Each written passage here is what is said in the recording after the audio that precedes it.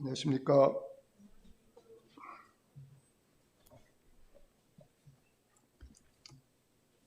오늘 로마서 4장 좀 교제하고자 합니다. 지난번에 로마서 3장까지 했고요. 오늘은 그 4장을 좀 교제하려고 합니다. 오늘 로마서 3장, 로마서 1, 2, 3장에서 바울 사도가 이방인이나 또는 종교인 또는 도덕주의자 그리고 이제 유대인들이 모두 하나님의 심판 아래 있다는 것을 논증했습니다. 그리고 특별히 유대인과 관련해서는 유대인들이 자랑하는 게 율법과 할례, 그리고 자신들은 아브라함을 육신의 조상으로 하는 선택받은 그래서 의로운 자들이라고 이렇게 믿고 있는 유대인들에 대해서 너희들도 하나님의 진노 아래 있다. 그거를 이제 바울 사도가 밝히면서 그 3장 보시면은 이제 바울 사도가 그 모든 사람이 다 죄 아래 있다. 그러면서 이제 21절서부터 31절까지 하나님의 의에 대해서 이렇게 그 하나님께서는 행위와 율법의 행위와 상관없이 이런 믿음의 기초 위에서 죄인을 의롭다고 선언하시는 그러한 믿음으로 말미암은 칭의의 그 교리를 지금 바울이 여기 21절부터 31절까지 이렇게 얘기하고 있습니다. 그래서 20절에 보시면 율법의 행위로 그의 앞에 의롭다 하심을 얻을 육체가 없다. 그런데 21절에 보니까 율법과 상관없이 하나님의 한 의가 나타났다. 그것은 갑자기 나타난 게 아니고 율법과 선지자들이 계속해서 증거해온 것이다. 뭐냐면 예수 그리스도를 믿음으로 말미암은 의다. 그래서 모든 사람이 죄를 범하였음에 하나님의 영광에 이르지 못한데 이제 그리스도 예수 안에 있는 속량 구속으로 말미암아 하나님의 은혜로 값없이 의롭다함을 얻는 자 되었다. 그렇습니다. 이렇게 해서 바울 사도가 이 믿음으로 말미암은 칭의에 대해서 이렇게 선포를 했습니다. 그러니까 그 당시에 이제 유대인들에게는 바울이 선포하는 그 복음이 그야말로 이제 분노를 일으키는 거죠. 그래서 유대인들 입장에서는 유대인들은 율법을 행함으로 의롭다함을 받고 또 자신들이 아브라함의 후손이다. 그래서 할례를 받은 하나님의 선민이기 때문에 하나님께서 약속하신 바에 따라서 우리는 의로운 자다라고 이렇게 믿었는데 바울 사도가 그 당시에 복음을 선포하면서 바울 사도가 선포하는 하나님의 복음은 그들도 똑같이 하나님의 이제 심판 아래 있으니까 그러면은 이 바울이 전하는 복음을 보면은 아까 21절에 보면은 율법과 선지자들에게 증거를 받은 것이다. 이 복음이 이렇게 3장 그 21절에서 말씀하지 않습니까? 그래서 이러한 율법과 선지자들 그러니까 구약에서도 믿음으로 말미암은 하나님의 의가 구약에서도 증거가 된 것들이다. 그러니까 이제 이 분노한 유대인들 입장에서는 그럼 구약의 증거가 뭐냐 이렇게 나오겠죠. 그래서 이제 바울 사도가 이 믿음으로 말미암아 얻는 하나님의 의에 대해서 이제 그 바울이 전하는 그 복음에 대해서 역사적인 증거를 이제 이렇게 바울이 제시를 하면서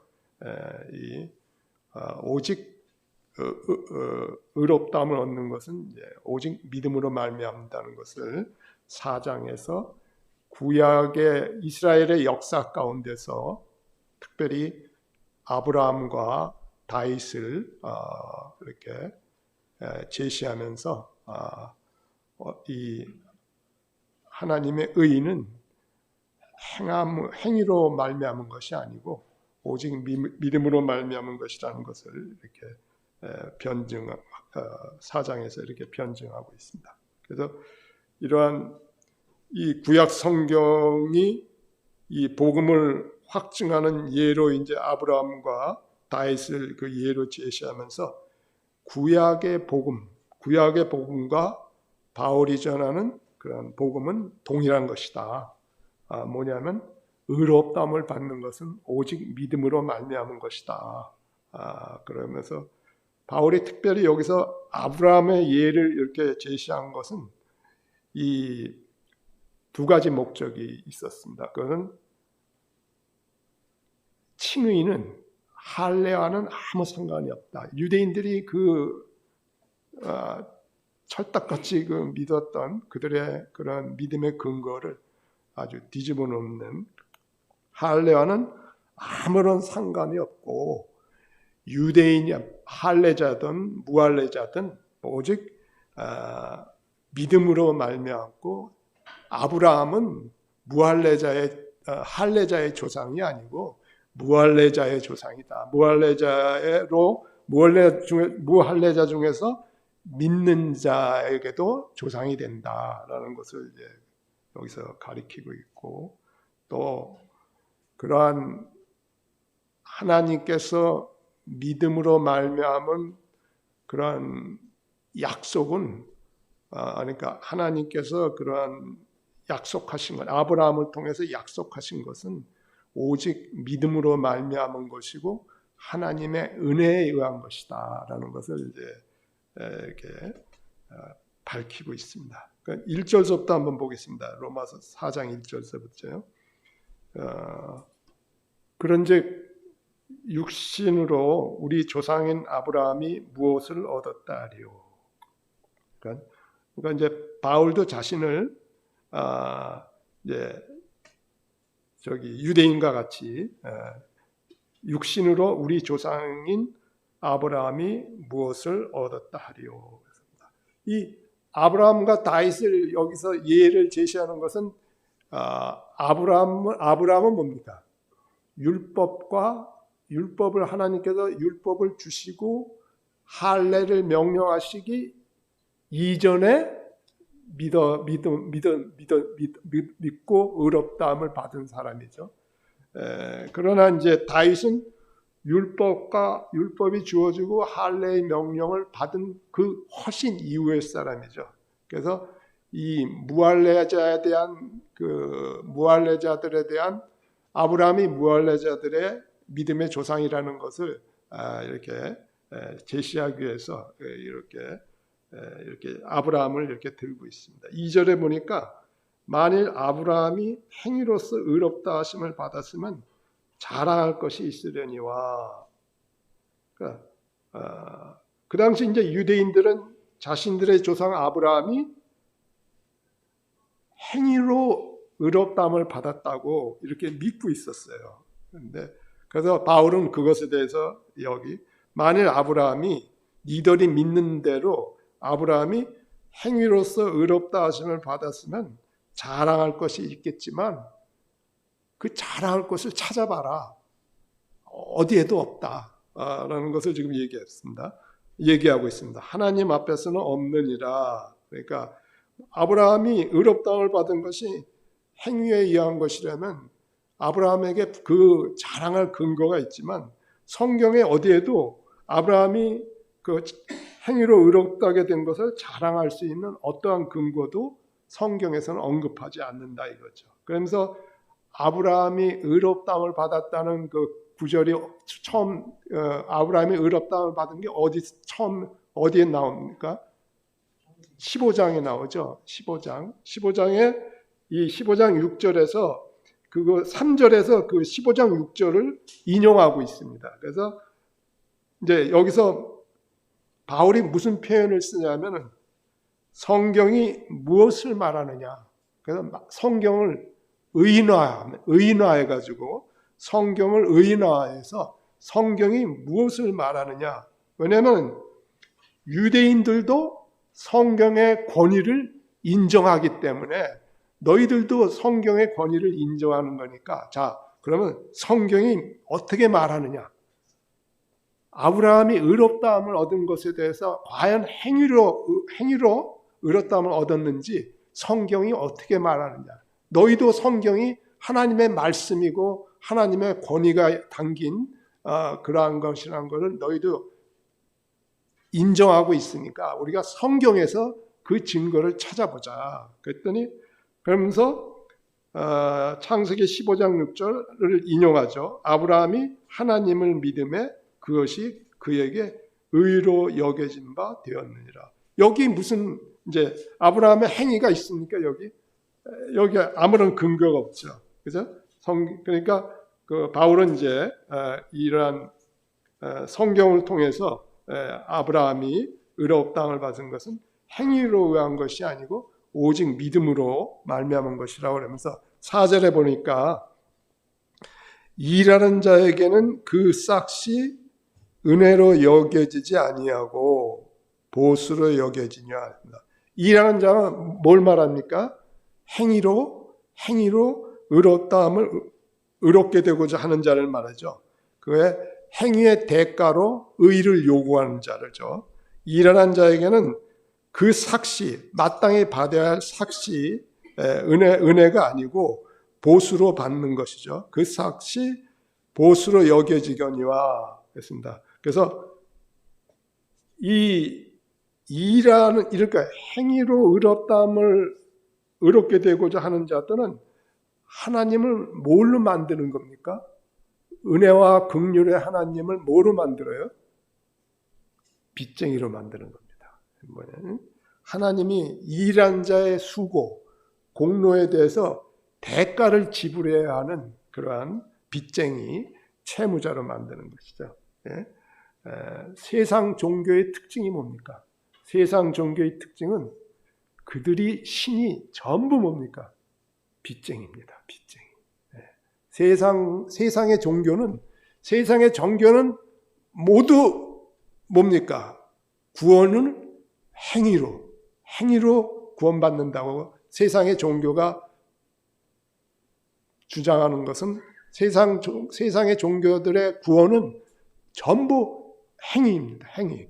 선을 행하는 겁니다. 선을 행해서 자기가 행한 악보다도 더 많이 선을 행해야지만 구원을 받는다는 식으로 대부분 그렇게 가르쳐요. 뭐 마호메 뜨교도 그렇고 불교, 힌두교 모두 그렇습니다.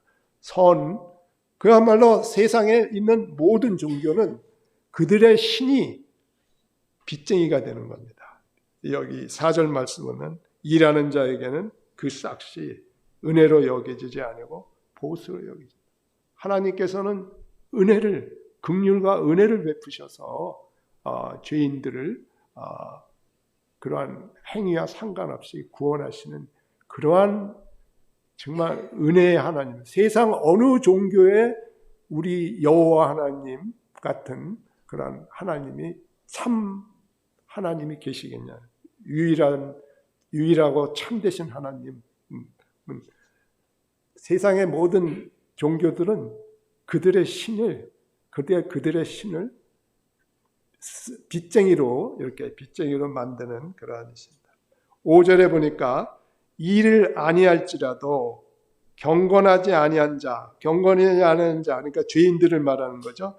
이 일을 아니할지라도 행위로 뭔가 선행을 베풀면서 선행을 베풀지 않을지라도 경건하지 죄인들을 의롭다 하시는 그 하나님을 믿는 자에게는 그의 믿음을 의로 여겼다.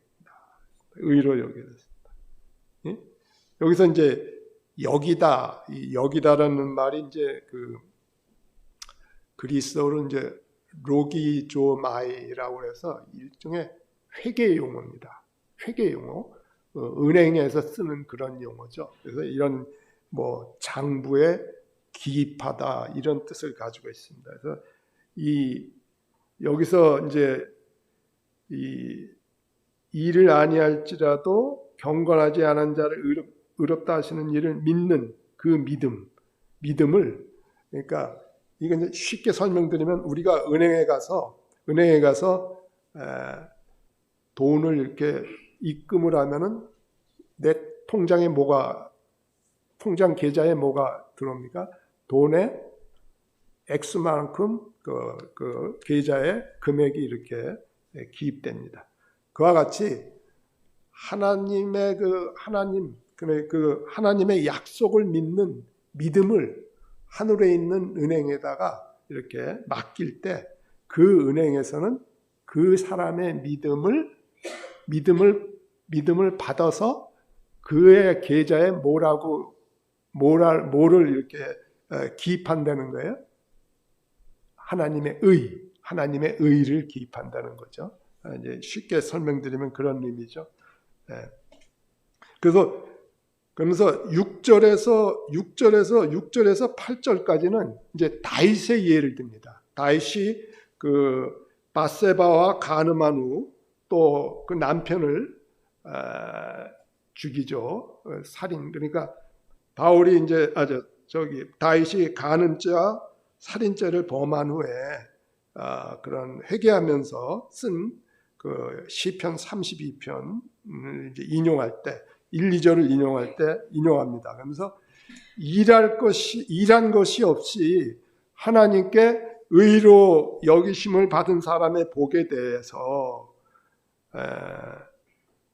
다윗이 말한 바 불법이 사함을 받고 죄가 가려짐을 받는 사람들은 복이 있고 주께서 그 죄를 인정하지 아니하실 사람은 복이 있도다 그랬습니다.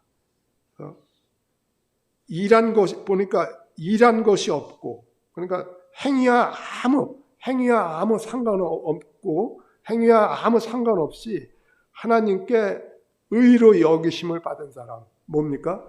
죄의 용서를 받고 그러한 용서를 받을 만한 그러한 일을 어떤 행위가 없을지라도 그러한 죄의 용서를 받고 의롭다는 그 의로 여기심을 받는 그 복 한마디로 그 복은 어떤 복입니까? 아무 행위와 상관없이 사람이 스스로 노력해서 얻을 수 있는 그러한 복이 아니라는 거죠. 그거는 전적으로 하나님께서 은혜로 베푸시는 오직 우리의 믿음만 요구하시는 은혜로 베푸시는 그러한 복을 말하는 거죠. 그래서 그것을 이제 얘기하면서 불법이 사함을 받고, 그죠? 죄가 가려짐을, 여기 죄가 가려지다라는 말에 원래 죄가 가려짐이라는 말의 그 히브리어의 뜻에는 어떤 뜻이냐면 값을 지불했다 이런 뜻이 있습니다. 그래서 여기서 말하는 죄가 가려졌다는 것은 가려진 걸 말하는 게 아니고 죄를 완전히 제거하는 것을 의미하죠. 그래서 결국 6절, 7절, 8절에서 다윗이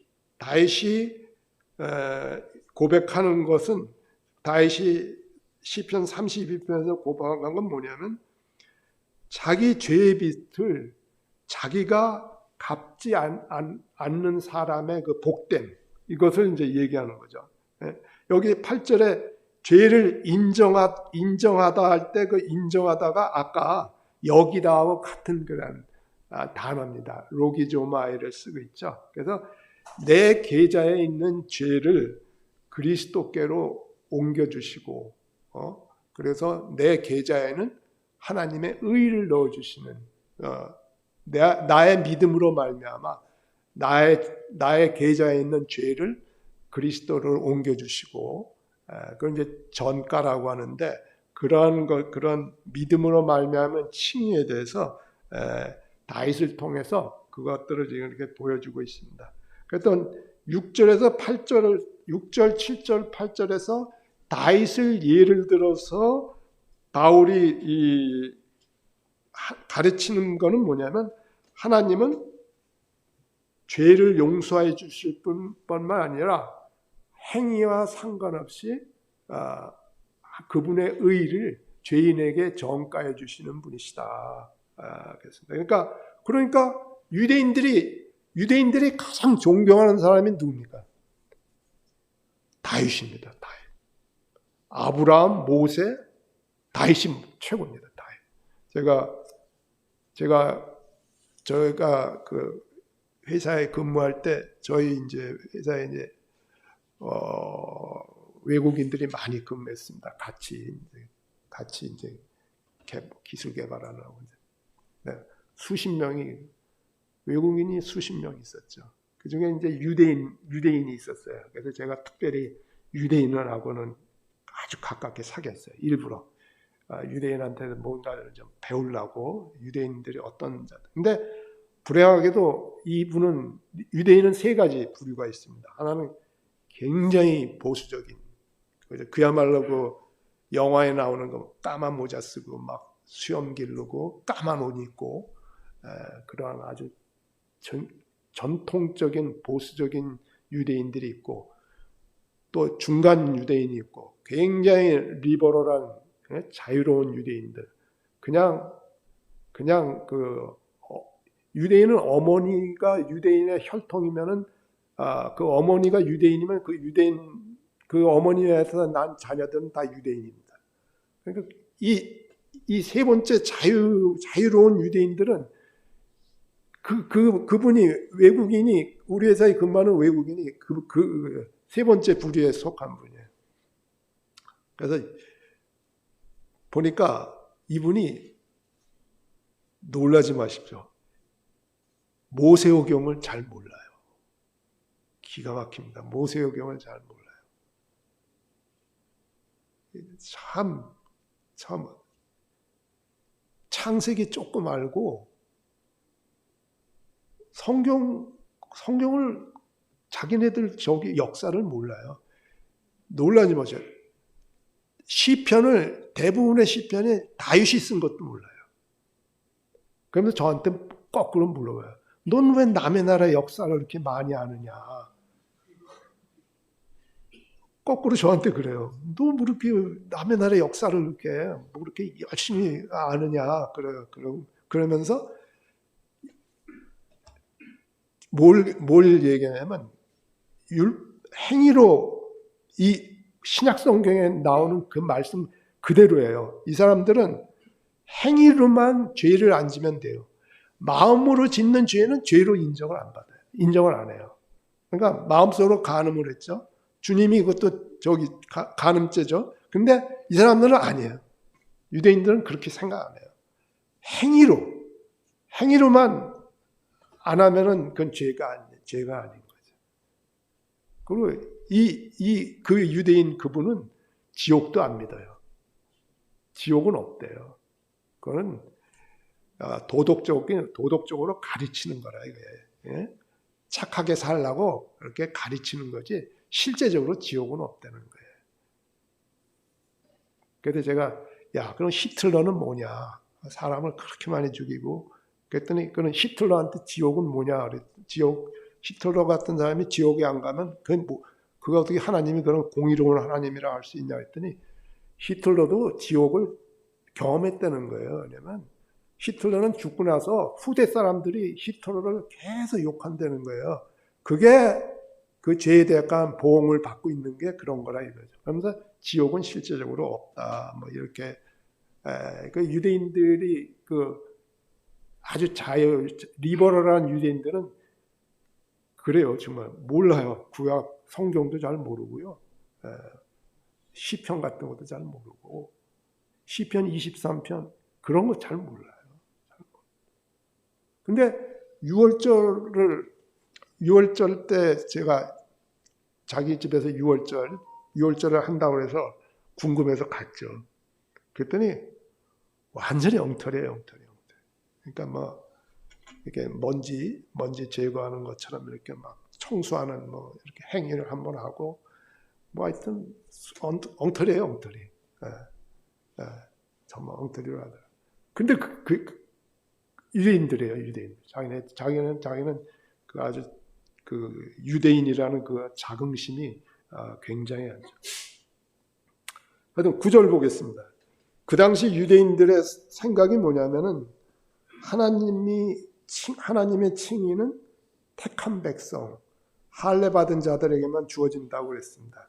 그러니까 이제 사도가 역으로 이제 질문하는 것은 그러면 의가 유대인들에게만 전가되는가 아니면 이방인들에도 전가되는가 하고 만일 묻는다면 유대인들은 오직 할례만이 의롭다함을 받는 유일한 근거이다 이렇게 답할 것이란 말이죠. 그것에 대해서 이제 바울이 9절에 이제 그 얘기를 꺼내는 겁니다. 믿음으로 말미암은 의인은 할례자나 무할례자나 아무 할례하고는 상관없다는 것을 이제 끄집어내기 시작합니다. 9절에 보십시오. 그런즉 이 복이라는 것이 이 주께서 불법이 사함을 받고 죄가 가려짐을 받는 사람들의 복. 주께서 그 죄를 인정하지 아니하실 사람들이 받는 그 복. 그러니까 그 복은 할례자에게냐 혹은 무할례자에게도냐.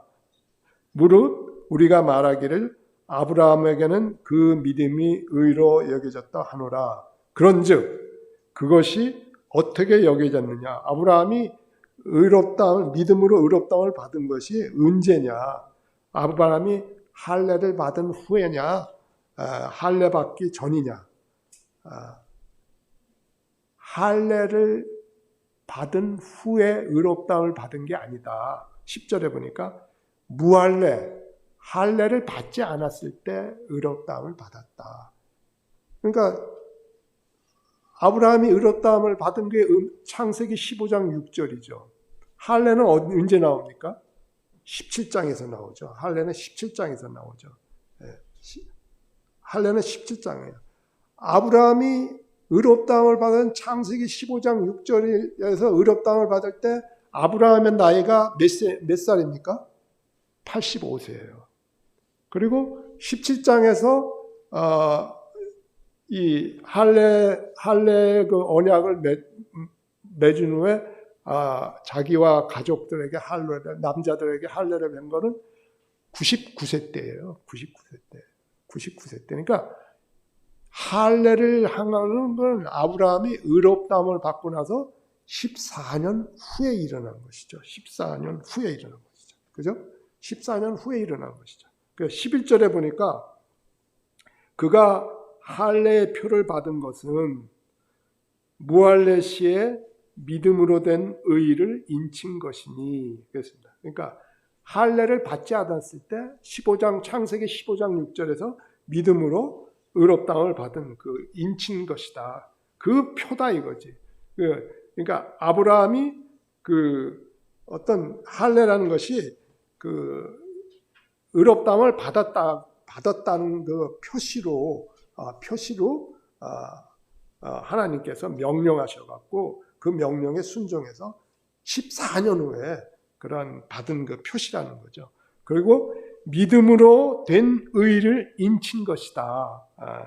이는 무할례자로서 믿는 모든 자의 조상이 되어 그들도 의로 여기심을 얻게 하려 하심이라.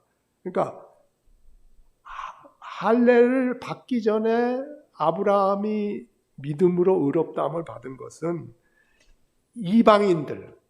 이방인들이 아브라함을 믿음으로 의롭다함을 받는 그러한 이방인 신자들의 믿음의 조상이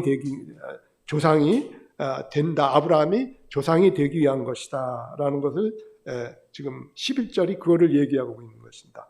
그러니까 하나님께서 아브라함에게 할례의 표시를 주신 것은, 할례를 행하라고 명령하신 것은 믿는 이방인의 조상이 되기 위해서다. 하나님이 목적이 그거다는 거죠. 하나님이 아브라함에게 할례를 행하라고 명령하셨을 때 그것은 의롭다함을 받은 후 14년 후에 그것을 명령하신 것은 바로 하나님께서 믿는 이방인의 조상이 아브라함이 믿는 이방인의 조상이 되기 위해서 그렇게 한다. 그래서 믿는 이방인도 믿음으로 말미암아 하나님으로부터 의롭다함을 받을 수 있는 것을 있도록 하기 위해서 아브라함이 할례 받기 전에 믿음으로 의롭다함을 받았다는 거죠.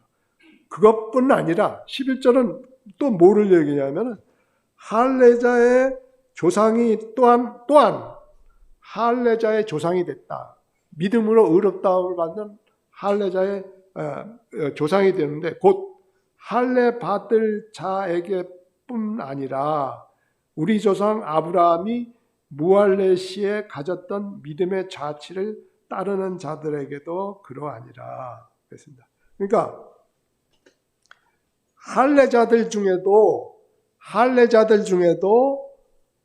할례자들도 믿음으로 의롭다함을 받기 위해서, 할례자라 할지라도 아브라함이 무할례 시에 가졌던 믿음의 자치를 따르는 자, 그건 뭡니까? 이방인들과 똑같은 방식으로 할례자들도 믿음으로 의롭다함을 받은 그러한 유대인들, 믿음으로 의롭다함을 받은 유대인들의 조상이 되게 하기 위해서다라는 것을 지금 12절에서는 말씀하고 있습니다. 그래서 11절에서는 아브라함이 믿는 이방인의 조상이고 12절에서는 유대인 중에 믿는 자의 조상이 되기 위해서다. 그거를 지금 하나님께서 아브라함에게 할례의 표를 주신 그 목적을 이렇게 얘기하고 있습니다. 그래서 13절에 보니까 아브라함이나 그 후손에게 세상의 상속자가 되리라고 하신 아브라함이나 그 후손에게 믿음으로 말미암은 그런 의롭다함을 받는 자들, 세상의 상속자라는 건 그겁니다. 그 하나님의 언약이 믿음으로 말미암아 성취돼 가지고 의롭다함을 받는 유대인들이나 그러한 이방인들이 그러한 되리라고 하신 그 언약은 율법으로 말미암은 것이 아니다. 오직 믿음의 의로 말미암은 것이니라. 그러니까 칭의는 율법을 통하여 주어진 것이 아니다. 믿음의 의를 통하여 주어진 것이죠. 왜 그렇습니까? 율법은 지금 아브라함이 의롭다함을 받은 후 얼마 후에 주어졌습니까? 430년 후에 주어졌잖아요. 그죠? 430년 후에. 하여튼 율법은 아브라함이 의롭다함을 받은 후에 430년 후에 주어진 것입니다. 그래서 이것은 믿음으로 의롭다함을 받는 그것은 율법으로 말미암는 것이 아니다. 그거는 로마서 3장에서도 3장 20절에서도 언급을 했잖아요. 그런데 다시 아브라함의 예를 통해서 이것을 다시 이렇게 유대인들에게 이것을 이제 저기하는 거죠. 그래서 믿음은 믿음의 의로 말미암은 것이다. 그래, 은혜의 역사다. 은혜의 역사가 있는 것이다.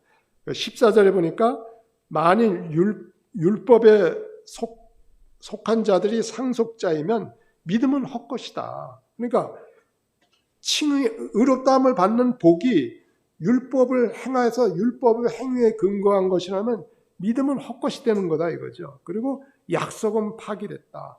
아브라함에게 주신 그러한 약속은 아무 효력이 없는 거다 이거죠. 만약 율법을 통해서 그것이 그 복이 주어지는 것이라면요. 그러나 15절에 율법은 진노를 이루게 하나니 율법이 없는 곳에는 범법도 없다. 이건 무슨 말이냐면 율법이 없는 이방인들에게는 율법이 주어지지 않을지라도 뭡니까? 양심에 의해서 죄를 깨닫게 되죠. 양심에 의해서 죄를 깨서 마음으로 지은 죄는 행위로 드러나지 않지만 그것은 그 의롭다함을 받을 수 있는 그런 상속자가 되지 못하는 거죠. 그러므로 16절에 보니까 그러므로 상속자가 되는 그것이 은혜에 속하기 위하여 믿음으로 되나니 겠습니다. 그러니까 하나님께서 아브라함에게 약속하신 그 약속이 성취되는 것은 순전히 뭡니까? 하나님의 은혜에 의해서 하나님의 은혜를 베푸셔야 되고 죄인이 어떻게 돼요? 믿어야 되는 거예요.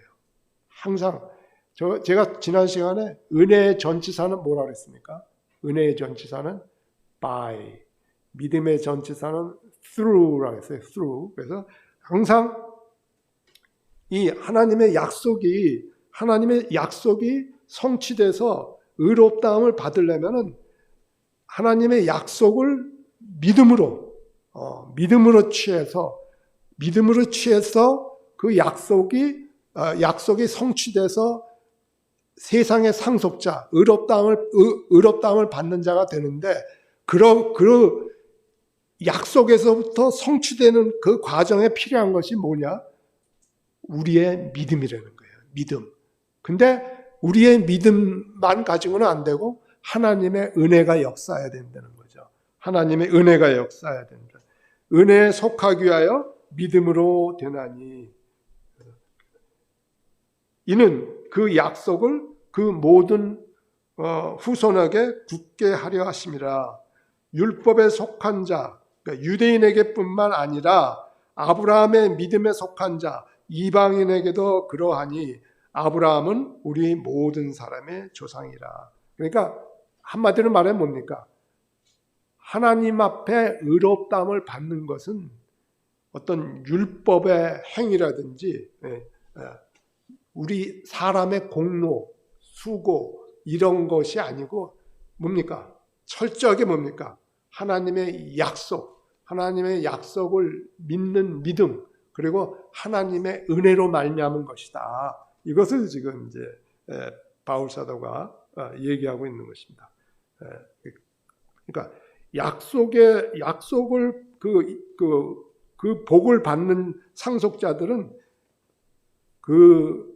그러니까 그 약속이 성취되는 것은 철저하게 믿음으로부터 나와서 믿음을 통하여 하나님의 은혜에 의해서 그 약속이 성취되고 그래서 그 복을 받는 상속자가 된다라는 것을 지금 얘기합니다. 그래서 17절에 보니까 기록된 바 내가 너를 많은 민족의 조상으로 세웠다 하신 것 같으니 그가 믿은 바 하나님은 죽은 자를 살리시며 없는 것을 있는 것으로 부르시니라 했습니다. 그래서 이게 창세기 이 아브라함이 약속하신 이삭이 태어나는 게 언제 태어납니까?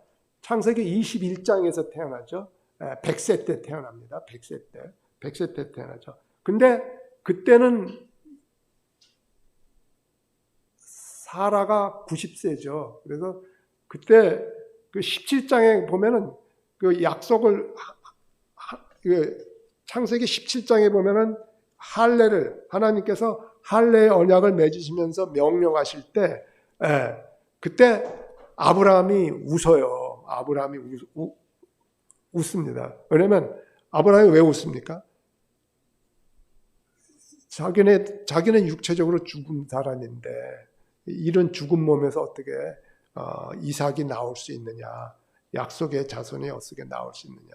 그래서 잠깐 웃죠. 그것이 이제 이게 17장 17절에서 창세기 17장 10절에서 아브라함이 엎드려 웃으며 마음속으로 이르되 100세 된 사람이 어찌 자식을 낳을까? 사라는 90세니 어찌 출산하리요? 그러니까 아브라함과 뭐 10살 차이지만 사라가 하여튼 그때는 이미 사라도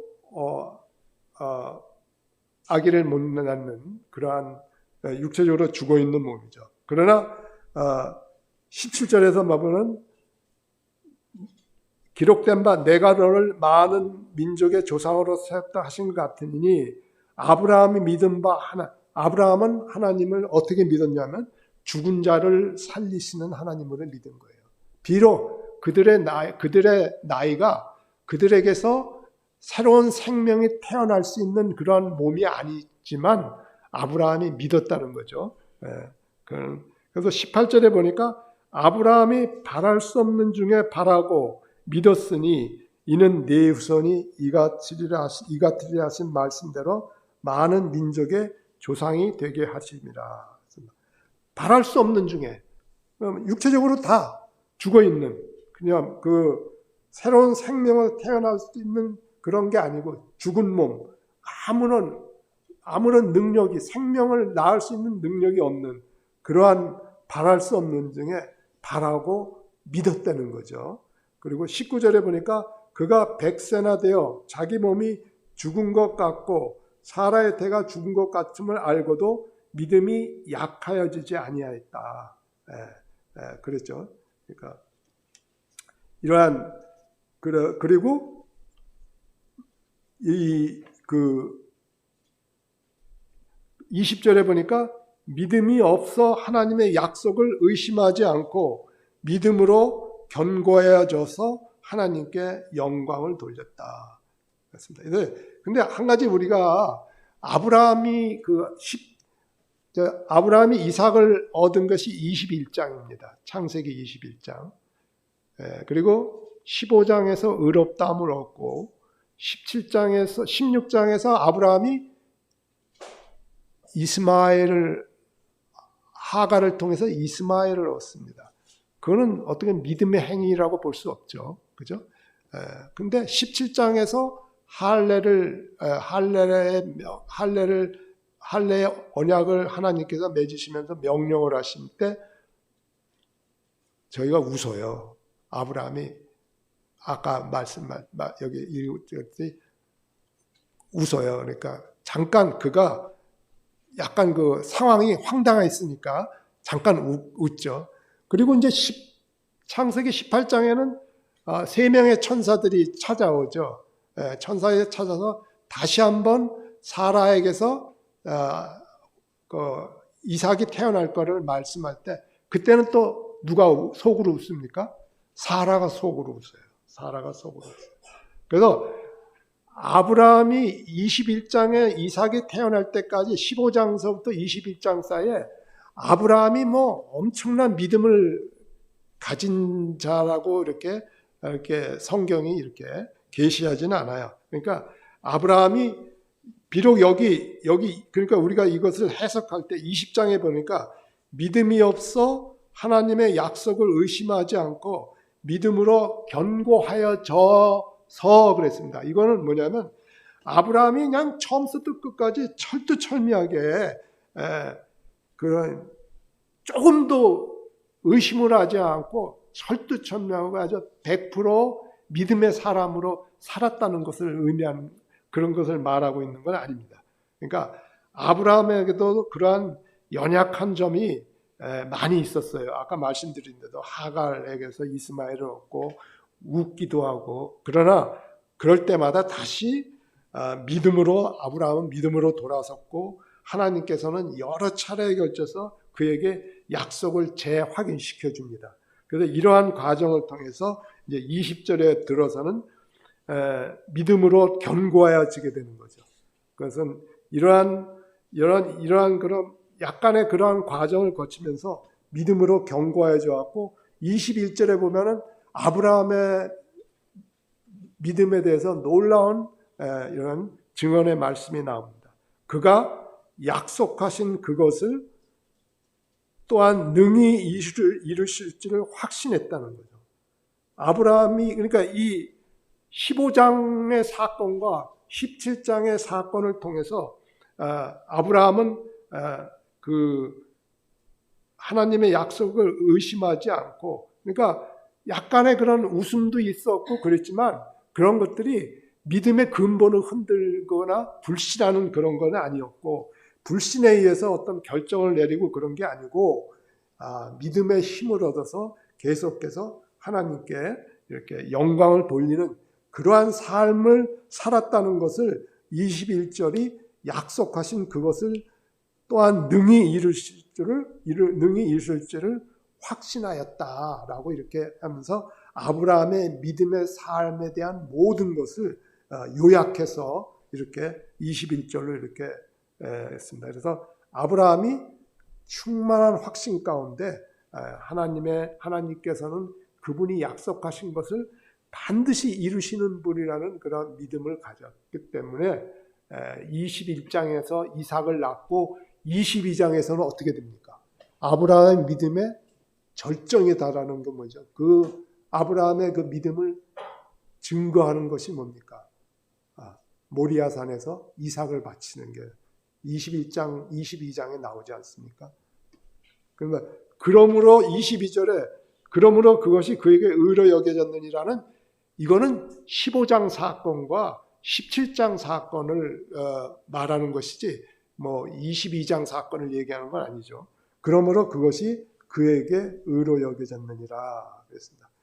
이게 이 4장이 약간 교리적인 거라서 굉장히 좀 건조합니다. 그래서 들으시면서도 상당히 지금 제대로 정리가 안 되고, 뭐 제가 설명을 잘 못 드리는 것도 있습니다만 이 4장 자체가 굉장히 교리적인 거죠.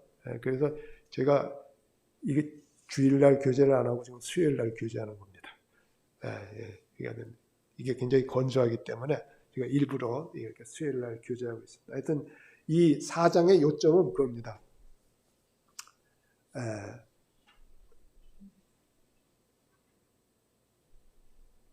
의롭다함은 오직 믿음으로, 하나님의 은혜에 의해서 믿음으로 말미암아 얻는 것이다. 율법과는 아무 상관이 없는 것이다. 행위하고는 아무 상관이 없는 것이다. 그거를 이미 뭡니까? 바울이 3장에서 이미 3장 21절에서 31절 사이에 이미 그걸 선포했어요. 그 선포한 것을 역사적인 증거를 아브라함과 다윗을 통해서, 특별히 아브라함의 생애를 통해서 15장 17장에서 있는 그런 사건들을 통해서 아브라함이 하나님의 약속을 끝까지 믿음으로 하나님께서 그의 믿음을 의롭다 여겼다, 그거를 지금 얘기하고 있는 것입니다. 그러면서 23절에 중요한 말씀을, 23절과 24절이 그냥 이것이 굉장히 중요한 말씀을 하십니다. 그것은 뭐냐면, 이거는 구약의 경륜 가운데서 아브라함의 믿음이 신약의 경륜에 와서 오늘날 신자들의 믿음과 동일한 것이다. 동일한 믿음이다. 동일한 것이다라는 것을 알겠습니다. 그에게 23절에 보니까 그에게 의로 여겨졌다 기록된 것은 아브라함만 위한 것이 아니다. 24절에 의로 여김을 받은 우리도 위함이니 그랬습니다. 그러니까 구약의 기록이 단순한 사실을 기록한 것이 아니라는 거죠.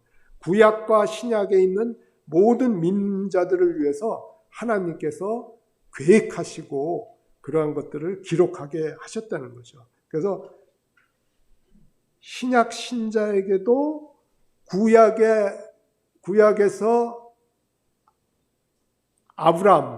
아브라함의 예로 제시된 믿음으로 말미암아 의롭다움을 받는 그 동일한 믿음의 원리가 신약의 신자들에게도 적용된다. 그러니까 구약의 의롭다움을 하던 구약의 믿음과 신약에서 예수 그리스도를 믿는 믿음으로 의롭다움을 얻는 그 믿음은 동일한 믿음이라는 거예요. 그 동일한 믿음이라는 것을 지금 여기서 얘기하고 있는 겁니다.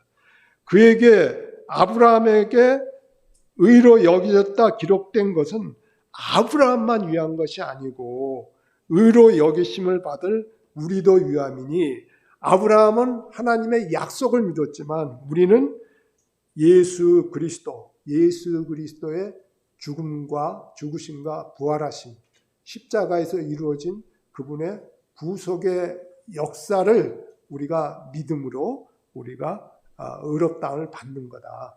이런 것이 지금 23절과 24절을 바울이 그거를 지금 구약의 의롭다함을 받는 그 믿음과 신약의 의롭다함을 받는 믿음은 동일한 것이라는 것을 지금 연결하면서 유도하는 겁니다. 그러면서 바울이 궁극적으로 저기하는 건 뭐냐면 이 하나님의 복음, 유대인들이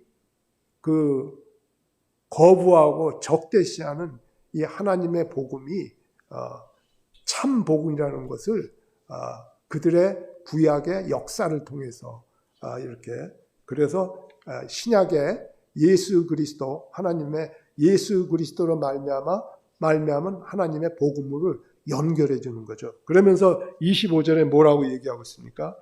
예수는 우리가 범죄한 것 때문에 내줌이 되고 또한 우리를 의롭다 하시기 위하여 살아나셨느니라. 그러니까 아브라함이 하나님의 약속을 믿은 그 믿음이 뭘로 연결되는 겁니까?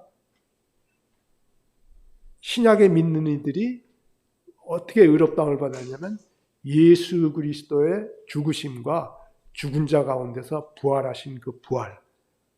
여기 보면 25절에 내줌이 되고 범죄한 것 때문에 십자가에 못 박혀 죽으시고 또한 우리를 의롭다 하시기 위해서 부활하셨다. 그래서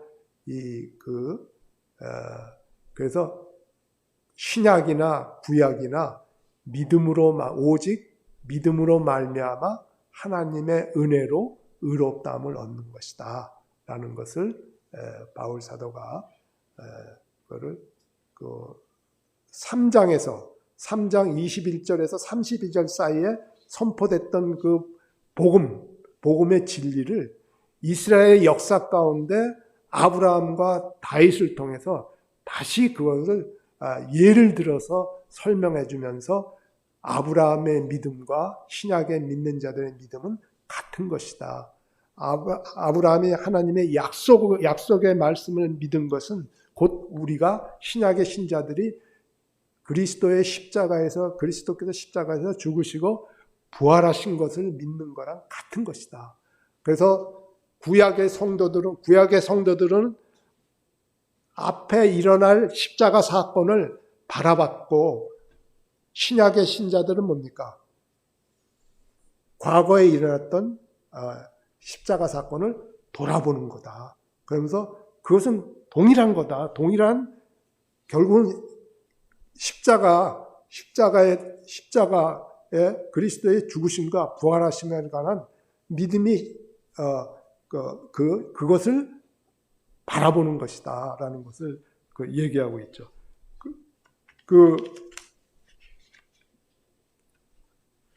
그래서 요 4장이 그것만 이제 이해하시면 되겠습니다. 그러니까 3장 21절에서 31절까지 믿음으로 말미암은 의롭다함에 대해서 구약의 유대인들의 역사인 구약의 역사 가운데 유대인들이 존경하는 그들의 조상 아브라함과 그들이 지극히 존경하는 다윗의 예를 통해서 그들이 의롭다함을 받은 것은 오직 믿음으로 어떠한 하나님 일을 하지 아니할지라도 경건치 아니한 자를 의롭다 하시는 전적으로 행위하고는 아무 상관없이 만일 행위를 통해서 의롭다함을 주신다면 그 하나님은 빚쟁이 하나님이라 이거죠.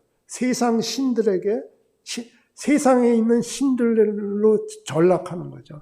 우리 하나님은 그런 하나님이 아니신 거죠. 은혜와 긍휼과 사랑의 하나님이시죠.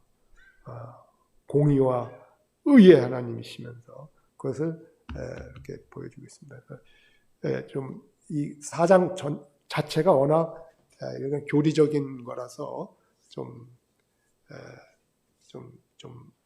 교재가 좀 워낙 제가 또 말도 잘 못하는 스타일이라서 그래서 대체적으로 이런 얘기구나 하는 것만 이렇게 아시면은 나중에 또 4장 읽을 때 많이 도움이 될 겁니다. 이상 교재를 마치겠습니다.